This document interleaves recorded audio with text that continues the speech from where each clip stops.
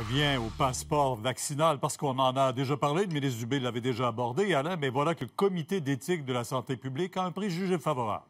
Ça va jaser, là, parce que ce n'est pas une recommandation, vous l'avez dit, c'est un préjugé favorable, particulièrement pour les loisirs et les voyages. On a des réserves pour ce qui est du travail, c'est-à-dire nous imposer le vaccin pour aller travailler. Ce que conclut le comité, c'est que du point de vue de l'éthique, le passeport immunitaire est justifiable en tant que mesure complémentaire et temporaire permettant un retour plus rapide à la vie normale en attendant l'atteinte de l'immunité collective, mais que ces bénéfices ne sont que légèrement plus importants que ses inconvénients. C'est ce qu'on conclut dans un rapport de 11 pages. J'en ai parlé avec le président du comité qui nous parle des réserves concernant les travailleurs.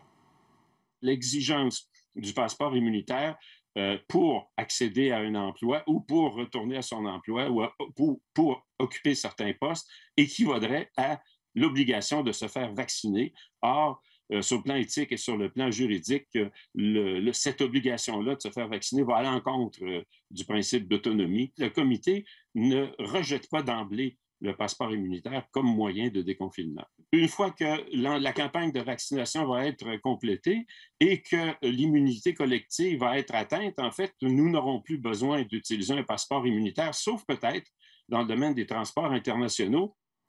Qu'est-ce qu'on dit au bureau du cabinet du ministre?